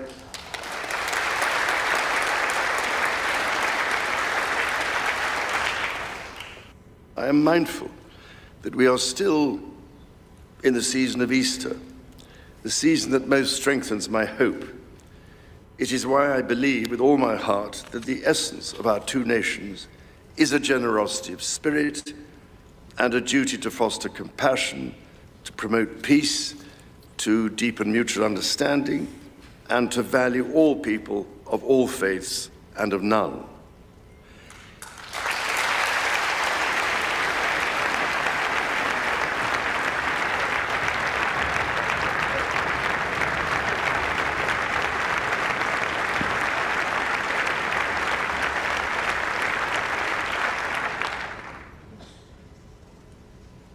The alliance that our two nations have built over the centuries, and for which we are profoundly grateful to the American people, is truly unique. And that alliance is part of what Henry Kissinger described as Kennedy's soaring vision of an Atlantic partnership based on twin pillars, Europe and America. That partnership, I believe, Mr. Speaker, is more important today than it has ever been.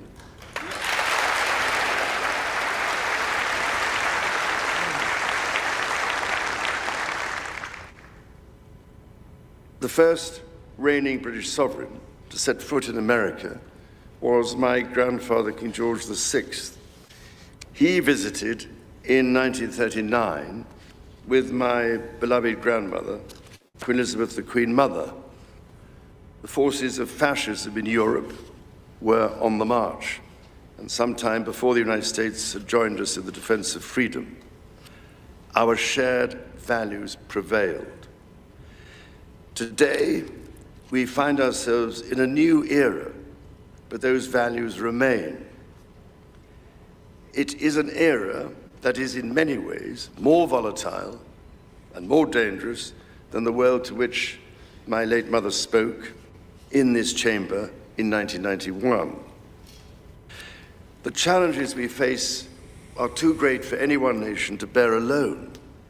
But in this unpredictable environment, our alliance cannot rest on past achievements or assume that foundational principles simply endure. As my Prime Minister said last month, ours is an indispensable partnership. We must not disregard everything that has sustained us for the last 80 years. Instead, we must build on it.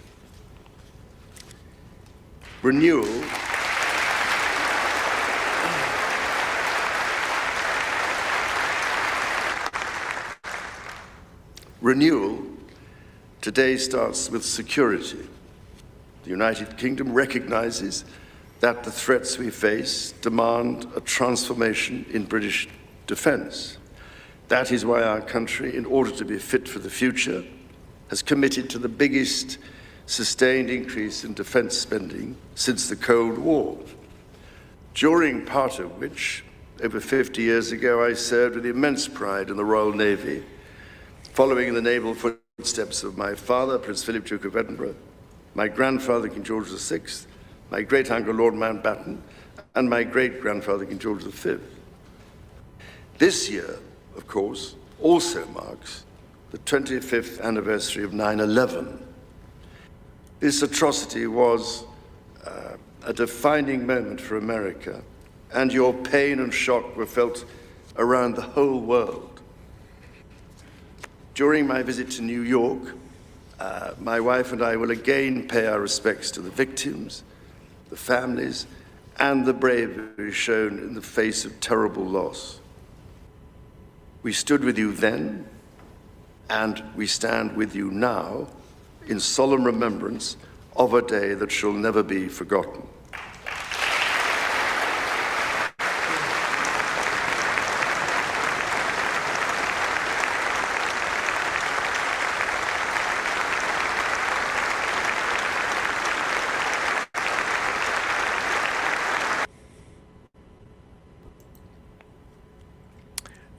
Okay, so we'll cut that there, as we need to kind of be mindful of time. But the king still has some time to spend in America. He's here until the 30th, 2 more days. And I'm just checking his itinerary. Where is he going next? Yeah, so tomorrow...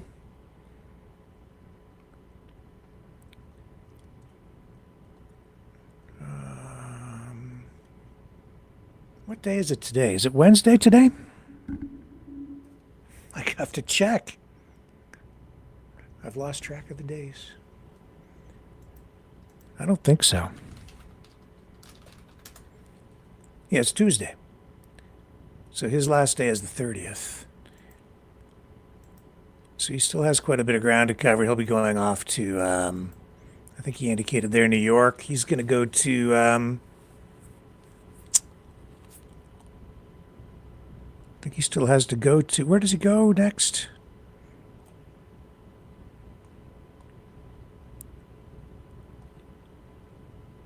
I think he's going to Virginia again. Yeah, Virginia.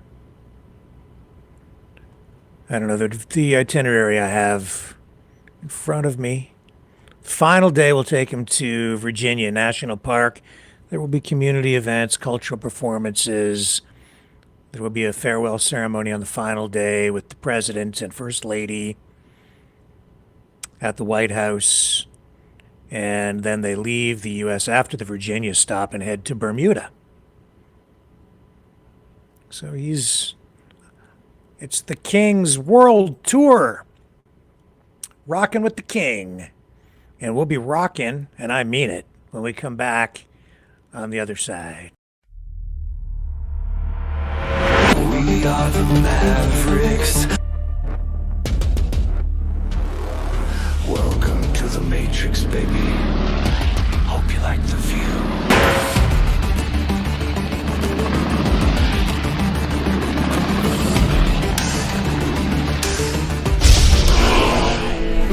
We are the Mavericks.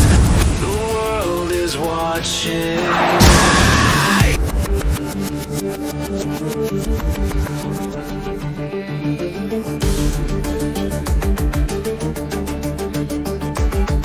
We are the Mavericks.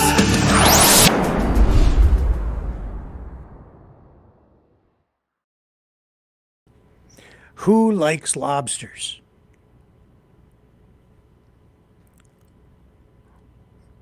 I'll eat them. It's pretty good. Although I have to confess, they kind of creep me out. I think they look like aliens, and in a way they are. They come from a place I do not inhabit, a different world, an aquatic world, where weird things can happen. This is I don't know if it's a gender bender, but it's a color bender. This is a lobster, a 2-colored lobster. A rare split color lobster. They got it at the Wellfleet Shellfish Company in Eastham, Massachusetts this month.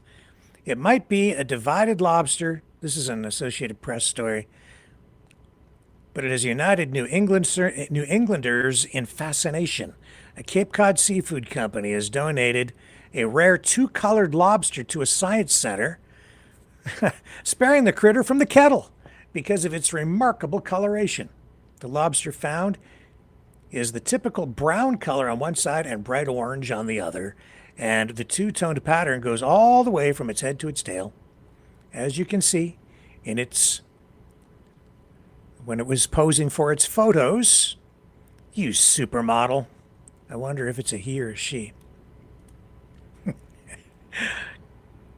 Representatives for the Shellfish Company in Massachusetts said Monday they have been fielding inquiries about the crustacean for days. The company gifted the lobster to Woods Hole Science Aquarium, in Falmouth, Massachusetts, and it will be put on public display when the aquarium reopens. And so fishermen caught this thing off Cape Cod on April 16th. And it says here that oddly colored lobsters often make their way to New England's docks over the course of the spring and summer, but the two-colored specimen is rarer than most. And the American lobster is usually mottled brown, but they can experience color abnormalities due to gene mutations that affect the proteins that bind to their pigments. Some are blue or orange, some are spotted calico, and others are so brightly colored they're called cotton candy lobsters. I didn't know any of this. Learned something new today. Try to every day. A two-colored lobster can occur because two lobster eggs fused and one grew as one animal. Ooh, creepy!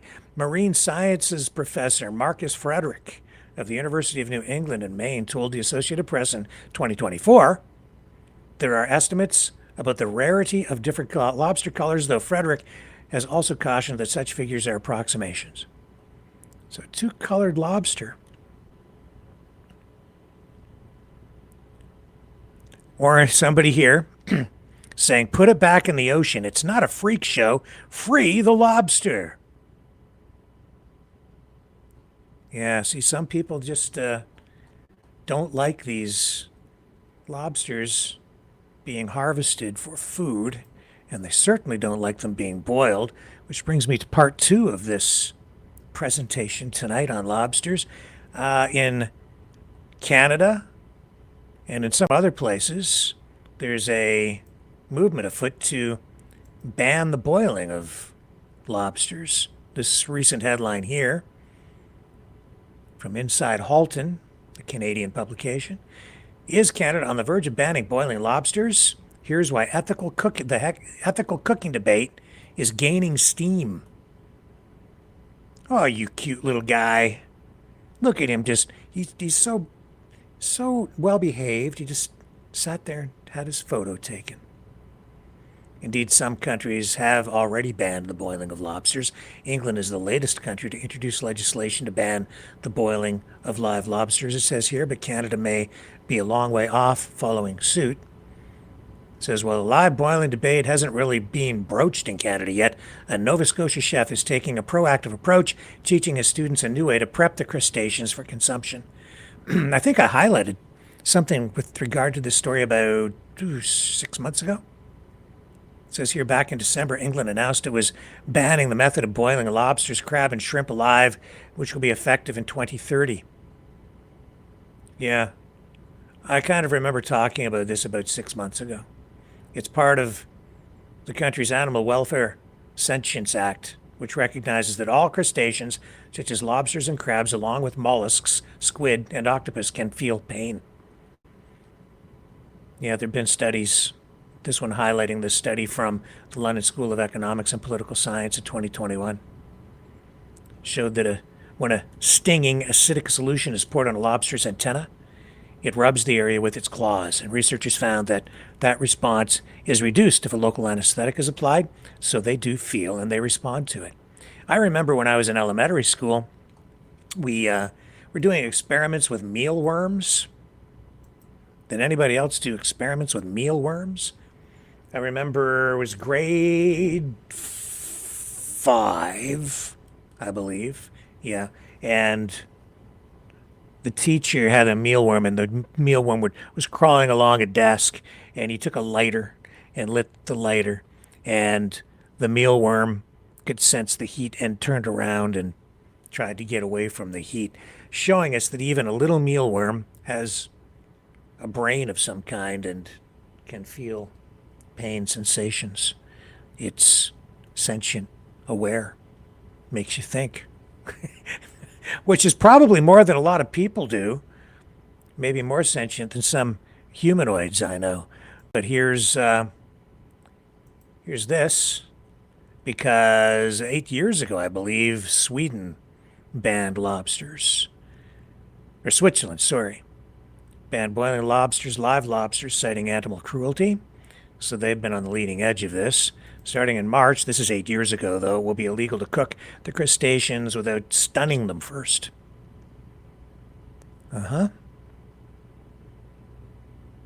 Yeah. And lobsters must also be transported in their natural environment rather than in ice. And the new laws come into effect as scientists debate whether lobsters are able to feel pain. Animal rights groups like PETA UK applauded the new law as a step in the right direction. When I go fishing, I haven't been fishing in years, but used to go when I was a kid all the time. Used to have ponds, not like within walking distance of my house in London. There's a wooded area there with ponds. I used to go bass fishing back there, and my friends and I used to take a canoe back through the woods, and then we'd go fishing for the day. Sometimes we just fish from shore. Used to catch smallmouth bass. Anyway, yeah, maybe I've told you this before, but when I'd catch the fish, I would stab them in the head with a knife to put them out of their misery. If I was taking them home to eat them, I wouldn't let them just suffocate to death. I felt really bad about it. So some of you are probably cringing thinking about me stabbing the fish in the head, but that's to go straight through the brain and just kill the fish. The thing about those fish, though, is they were so tough that even after you did that, they'd still be, the gills would be moving and stuff. So I don't know how much pain a fish feels, but I'm sure they do, which makes you wonder how cruel it is even to put a hook through their mouth. But we got to eat, right? So that's the reality of it all. And it was about 6 months ago I was talking about the lobsters, which led me to actually work on a song at the time. Do you see where this is going? I did put a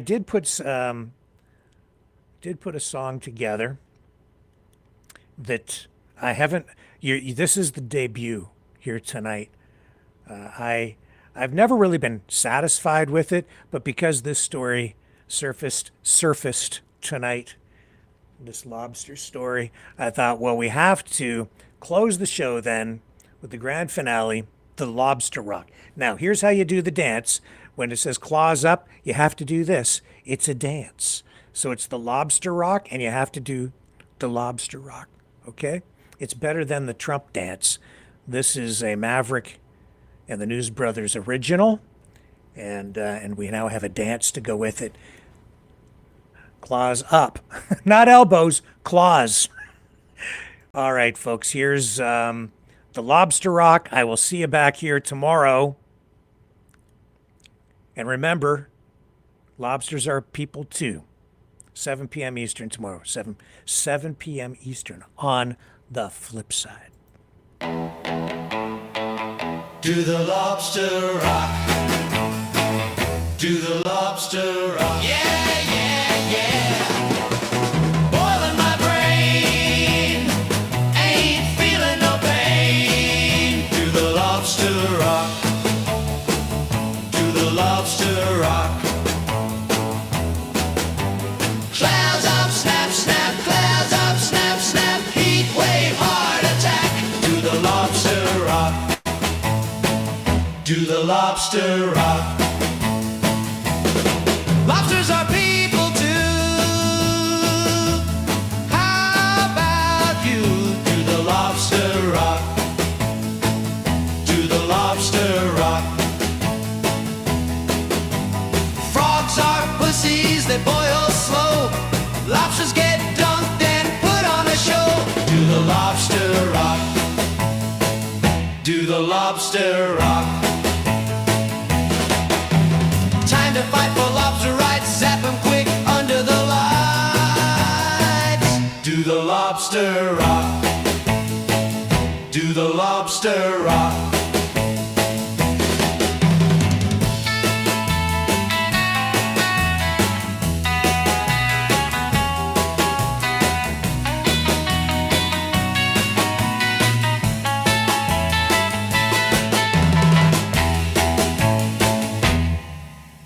Claws up, snap, snap. Claws up, snap, snap. Claws up, snap, snap. Do the lobster rock. Do the lobster rock. Boiling my brain. Ain't feeling no pain. Lobsters are people too.